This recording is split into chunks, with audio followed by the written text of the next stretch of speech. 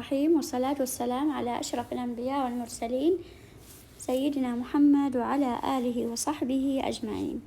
اليوم إن شاء الله نقول لكم صورة مصغرة عن طريقة تجهيز دبش بنتي.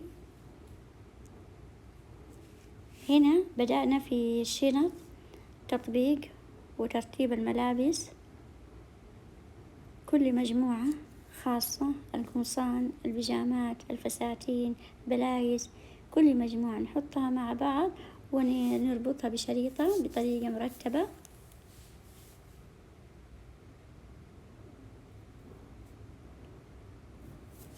بعد كده بدأت تنسيق الورود بطريقة مرتبة ومتناسبة. شايفين حطينا ورود على الشنط على جميع الجهاز، كنا نجمعها كلها ونحطها بطريقة مرتبة. هذا طبعا الرفوف الخاصة الله يعزكم بالحمام، حاطين فيه الثباتات هذه، كل ما يخص الحمام من شامبوهات، صوابين، معجون، مناديل، كريمات.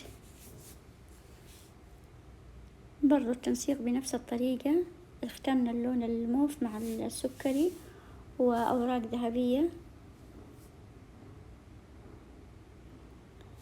حاولنا إن إحنا نلصقها على طول بدون بالغرة، لكن ما زبطت معانا، فاشترينا الخيوط دي سميكة ونربطها عشان تثبت.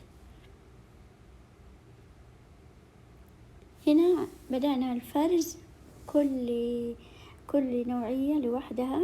هذه أول شيء فرزناها اللي هي أدوات الحمام، حطيناها في الثباتات، وهذه الحافظات حطينا فيها الإكسسوارات، حطينا فيها المكياج، الملابس اللي هي الداخلية، الديشمبر.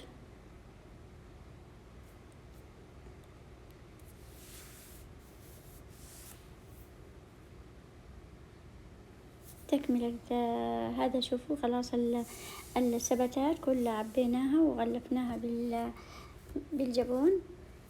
شوفوا كل الأشياء المحطوطة فيها. وهنا الملابس التعليق، جبنا الأكياس الخاصة فيها ونكويها وعلى طول نعلق. هذه الرفوف استخدمناها الله يعزكم للجزم الصنادل والشنط. وبعد كده جهزنا غرفة للاستقبال وترتيب.